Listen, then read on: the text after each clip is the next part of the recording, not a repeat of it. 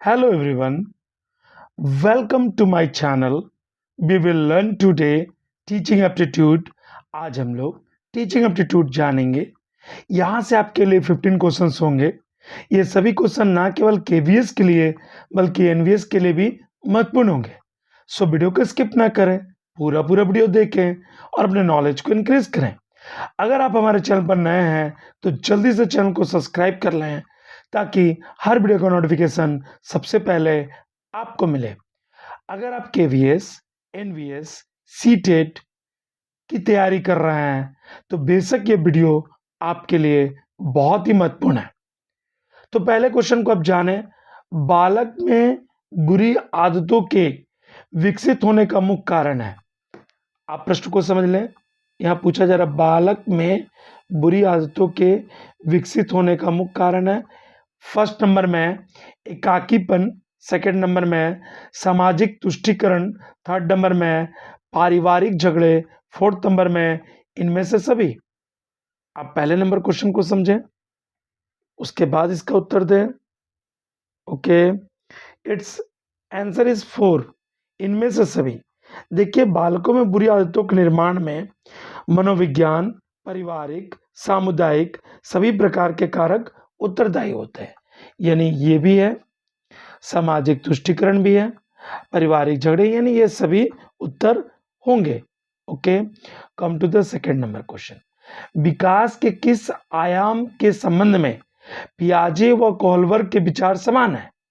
आपको यहाँ पूछा जा रहा है विकास के किस आयाम के संबंध में पियाजे और कोहलबर्ग के विचार समान है। फर्स्ट है सामाजिक विकास, सेकेंड नंबर में है संवेगात्मक विकास, थर्ड नंबर में शारीरिक विकास, फोर्थ नंबर में ज्ञानात्मक विकास। आप प्रश्न को समझें, आपसे क्या पूछा जा रहा है? विकास के किस आयाम के संबंध में पियाजे और कोहलबर्ग के विचार समान है। ओके, इट्स आंसर इज 4, ज्ञानात्मक विकास। देखिए, ज्ञानात्मक विकास जो है, पियाजे की ज्ञानात्मक विकास और कोहलबर्ग के नैतिक विकास की अवधारणा समान है। यानी कोहलबर्ग ने किस विकास को दिया था? नैतिक। ओके, कोहलबर्ग ने किस विकास को दिया था? नैतिक। और पियाजे महोदय ने किस विकास को दिया? ज्ञानात्मक विकास को। यानी दोनों के जो आयाम है, यानी दोनों की जो अवधारणा है वह समान है। अवधारणा मानव विकास पर आधारित है जिसमें वंशानुक्रम, वातावरण एवं सामाजिक अनुभव सम्मिलित है। Okay, come to the third number question. पियाजे का सिद्धांत किसके अवलोकन पर आधारित है? आप पियाजे महोदय के सिद्धांत से अवगत होंगे, तो आप बताएं कि पियाजे का सिद्धांत किसके अवलोकन पर आधारित है। पहला नंबर में कुत्ता, दूसरा नंबर में बिल्ली, तृतीय नंबर में अपने बालक और चतुर्थ नंबर में है चिंपांजी। फर्स्ट कुत्ता, सेकेंड बिल्ली, थर्ड अपने बालक, फोर्थ नंबर चिंपांजी। आप थर्ड नंबर का उत्तर दें। Okay, it's answer is third, अपने बालक। यानी पियाजे कहाँ के रहने वाले थे, इसे भी आप जान लें। तो पियाजे जो थे वो थे स्विट्जरलैंड, यानी स्विट्जरलैंड के रहने वाले थे। और कौन थे ये? वैज्ञानिक थे। संज्ञान विकासात्मक सिद्धांत प्रतिपादन इन्होंने ही किया। वे बालक द्वारा एकत्रित ज्ञान के स्वरूप को समझना चाहते थे तथा अपने ही बच्चे के संज्ञान विकास, किस विकास को उन्होंने किया? संज्ञान,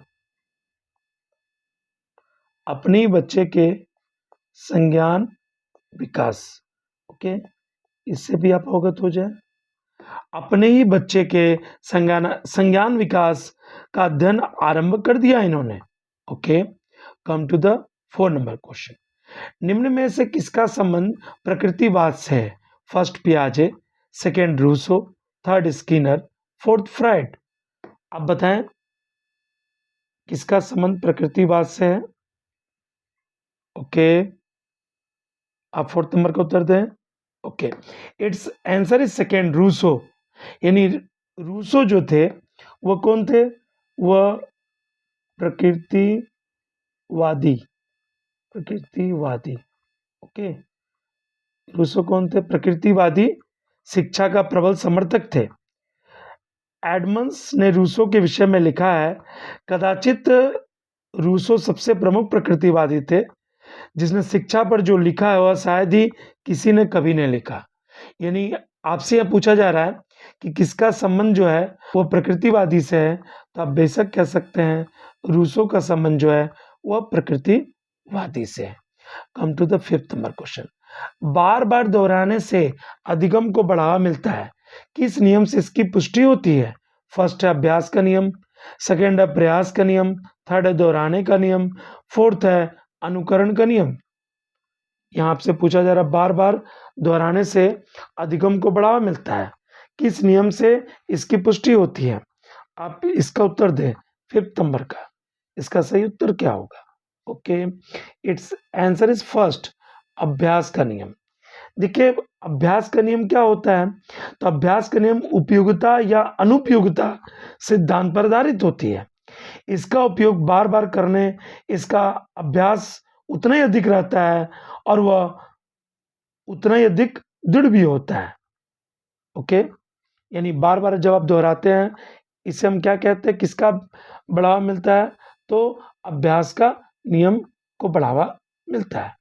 कम to the 6th number question. एक अच्छे शिक्षण अधिगम वातावरण निर्माण के लिए आवश्यक है। फर्स्ट है एक भव्य भवन, सेकंड है अच्छा पाठ्यक्रम, थर्ड है छात्र शिक्षक में एक दूसरे को समझने की क्षमता, फोर्थ है अच्छी पुस्तकें। यानी आपसे पूछा जा रहा है एक अच्छे शिक्षण अधिगम वातावरण निर्माण के लिए आवश्यक है। आप 6 नंबर का उत्तर दें। प्रश्नों को बारीकी से पढ़ें, उसके बाद इसका उत्तर दें। Okay, it's answer is third, छात्र शिक्षक के एक दूसरे को समझने की क्षमता। देखिए एक अच्छा शिक्षण तभी हो सकता है, एक अच्छे शिक्षण का अधिगम वातावरण का निर्माण तभी हो सकता है जब छात्र शिक्षक में एक दूसरे की समझने की जो क्षमता है वह विकसित हो। ओके, आप इन बातों से अवगत हो रहे हैं? ओके, हम आप 7 नंबर क्वेश्चन को जान लें। 7 नंबर क्वेश्चन क्या कह रहा है? बुद्धिमत्ता का संबंध किससे है? फर्स्ट है केंद्रीय चिंतन से, सेकंड है बहुआयामी चिंतन से, थर्ड है सृजनात्मकता से और फोर्थ इनमें से सभी। आप इसका उत्तर दें। बुद्धिमत्ता का संबंध किससे है आपको बतानी है। आप 7 नंबर का उत्तर दें। ओके, इट्स आंसर इज 4, इनमें से सभी। देखिए मैं एक एक करके बताता हूं सभी क्यों होगा। बुद्धिमत्ता से चिंतन संभव है। बुद्धिमत्ता से क्या संभव है? चिंतन। ओके, इस बात से आप अवगत हो गए। चिंतन 2 प्रकार के होते हैं, एक होता है अपसारी व अभिसारी, जिसे हम लोग क्या कहते हैं? बहुआयामी चिंतन कहते हैं। ठीक है, अब आता है सृजनात्मकता का प्रमुख आधार क्या है? सृजनात्मकता का प्रमुख आधार क्या है? तो वह है चिंतन। वो क्या है? चिंतन। सृजनात्मकता का प्रमुख आधार क्या है? चिंतन है। तो आप समझ गए बुद्धिमत्ता से चिंतन से संबंधित है। और चिंतन 2 प्रकार के होते हैं, एक होता है अपसारी, एक होता है अभिसारी, जिसे बहुआयामी चिंतन कहते हैं। और थर्ड नंबर जो पॉइंट है सृजनात्मकता, इसका संबंध जो है वो किससे है? चिंतन से ही है। ओके, तो इसका उत्तर इनमें से सभी होगा। Come to the 8 number question. किसके अभाव से सीखने की प्रक्रिया समाप्त हो जाती है? फर्स्ट है परीक्षा परिणाम आने से, सेकंड है जिज्ञासा समाप्त होने से, थर्ड है अनुभव की कमी से, फोर्थ है इनमें से कोई नहीं। अब बताएं किसके अभाव से सीखने की प्रक्रिया समाप्त हो जाती है? आप 8 नंबर का उत्तर दें। Okay, it's answer is second, जिज्ञासा समाप्त होने से। देखिए अधिगम की प्रक्रिया की सफलता व असफलता विद्यार्थी की महत्वाकांक्षा, उपलब्धि और प्रेरणा के स्तर पर निर्भर करती है। यदि किसी विद्यार्थी में किसी प्रकार के आगे बढ़ने, कुछ बन सकने, उपलब्ध करने की कोई महत्वाकांक्षा या प्रेरणा नहीं है तो उसके लिए सीखने का कोई औचित्य नहीं है। यानी जिज्ञासा बहुत ही इंपॉर्टेंट चीज होता है। जिज्ञासा से क्या होता है? सीखने की प्रक्रिया बढ़ती रहती है, घटती नहीं है। अगर जिज्ञासा ही समाप्त हो जाए तो सीखने की प्रक्रिया समाप्त हो जाती है। Okay, come to the 9 number question. अंतर्मुखी बालक की मुख्य विशेषता होती है। फर्स्ट है वह कक्षा में सभी से मेल जोल रखता है। सेकंड है वह पाठ्य सहगामी क्रियाओं में निरंतर भाग लेता है। थर्ड है एकांत में रहकर कम बातचीत करने वाला होता है। और फोर्थ है इनमें से सभी। देखिए, दो प्रकार के बालक होते हैं, एक होता है अंतर्मुखी और एक होता है बहिर्मुखी। यहाँ क्वेश्चन आपसे पूछा जा रहा अंतमुखी बालक के बारे में, आपको बतानी है। आप 9 नंबर का उत्तर दें। Okay, it's answer is third, एकांत में रहकर कम बातचीत करने वाला होता है।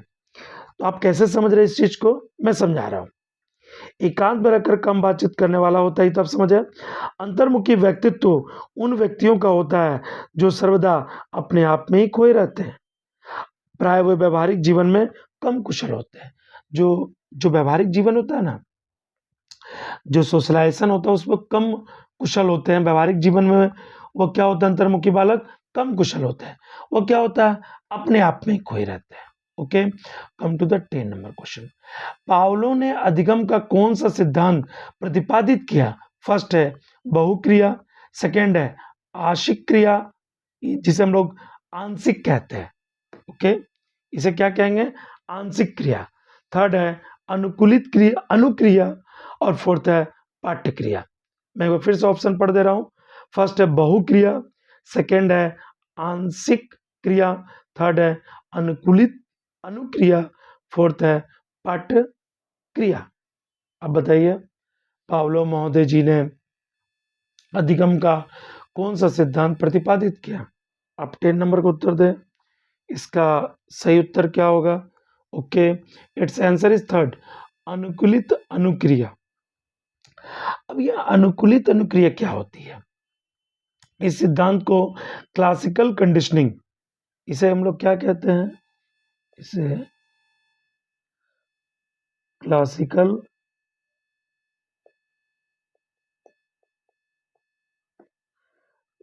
कंडीशनिंग। ओके, क्लासिकल कंडीशनिंग इसे हम लोग कहते हैं। जो क्लासिकल कंडीशनिंग का सिद्धांत है वो पावलो महोदय ने दिया है।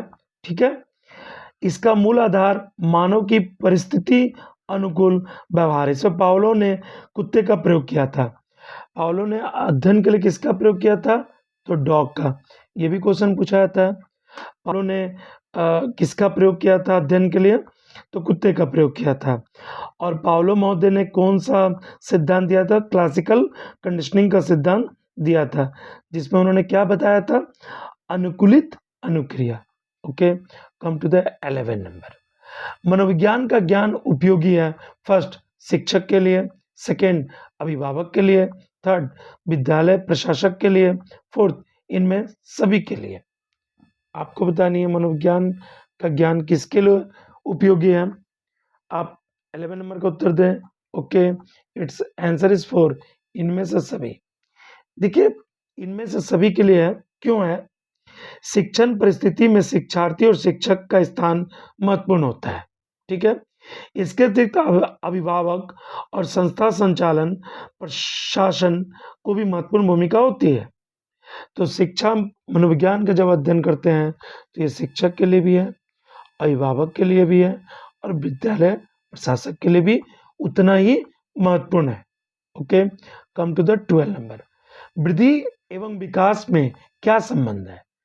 पहला है एक दूसरे के विरोधी है, सेकंड नंबर में है एक दूसरे के समान है, थर्ड नंबर में है एक दूसरे के पूरक हैं, फोर्थ नंबर में है इनमें सभी। आपको बतानी है वृद्धि और विकास का संबंध। आप 12 नंबर का उत्तर दें। Okay, it's answer is second, एक दूसरे के समान है। देखिए, वृद्धि और विकास की प्रक्रिया लगभग साथ साथ चलती है और यही कारण है कि दोनों शब्द समानार्थक रूप से प्रयुक्त होते हैं। यानी ये दोनों क्या है? एक दूसरे के समान है। कौन? वृद्धि और विकास। आप 30 नंबर क्वेश्चन को जानने, निम्नलिखित में से कौन सी किशोरावस्था की मुख्य समस्या है? यानी आपसे यहाँ पूछा जा रहा है किशोरावस्था की मुख्य समस्या है। फर्स्ट है संवेगात्मक समस्याएं, सेकेंड है समायोजन की समस्याएं, थर्ड है शारीरिक परिवर्तनों की समस्याएं, फोर्थ है इनमें से सभी। अब 30 नंबर का उत्तर दें। ओके, इट्स आंसर इज 4, इनमें से सभी। देखिए, इनमें से सभी जो है वो क्यों है, थोड़ा मैं बता दूं। शारीरिक विकास की समस्याएं का संबंध समस्याओं से है, आर्थिक समस्याएं से भी है। देखिए, पहला आप ये समझें कि किशोरावस्था की मुख्य समस्याएं क्या क्या होती है। तो किशोरावस्था की मुख्य समस्याएं होती हैं, शारीरिक विकास की समस्याएं होती हैं, ठीक है। इससे आती है शारीरिक विकास संबंधी, आर्थिक समस्याएं भी आती हैं, समायोजन की समस्याएं भी आती हैं, संवेगात्मक समस्याएं भी आती हैं और व्यावसायिक भी समस्याएं आती हैं। ओके, तो यह तीन ऑप्शन होंगे इनमें से सभी। Come to the 14 number. निम्न में से कौन से मनोवैज्ञानिक मापन की विधि है, यहाँ आपको बतानी है कौन सी मनोवैज्ञानिक मापन की विधि है। फर्स्ट है इकाई परीक्षा, सेकेंड है साप्ताहिक परीक्षा, थर्ड है निरीक्षण, फोर्थ है निदान परीक्षा। आप 14 नंबर का उत्तर दें। Okay, it's answer is third, निरीक्षण। इस विधि के अंतर्गत अनेक परिस्थितियों में व्यक्ति का निरीक्षण किया जाता है। क्या किया जाता है? व्यक्ति का निरीक्षण किया जाता है और निरीक्षण के आधार पर निष्कर्ष निकाले जाते हैं। पहले तो निरीक्षण किया जाएगा, उसके बाद क्या निकाला जाएगा? निष्कर्ष। इसे भी आप ध्यान दें। पहले क्या होगा? निरीक्षण होगा, उसके बाद क्या निकाला जाएगा? निष्कर्ष निकाले जाएंगे। Okay, come to the 15 number. वृद्धि का संबंध किससे है? फर्स्ट, आकार व भार से, सेकेंड, केवल आकार से, थर्ड, केवल भार से, फोर्थ, इनमें से कोई नहीं। वृद्धि का संबंध किससे है? आप 15 नंबर का उत्तर दें। इसका सही उत्तर क्या होगा? Okay, it's answer is first, आकार व भार से। देखिए, आकार और भार से क्यों होगा? वृद्धि शब्द परिमाण संबंधी बदलाव के लिए प्रयोग किया जाता है। जैसे बच्चे के बड़े होने के साथ क्या बढ़ता है? बच्चों का आकार, लंबाई, ऊंचाई, भार, इसमें बदलाव आने लगता है। इसीलिए हम लोग कहते हैं वृद्धि का संबंध किससे है? आकार और भार से होता है। ओके, आपने 15 क्वेश्चन कंप्लीट कर ली। यदि आपको वीडियो पसंद आया तो अपने दोस्तों के साथ शेयर करें और वीडियो लाइक करना ना भूलें। वीडियो देखने के लिए धन्यवाद।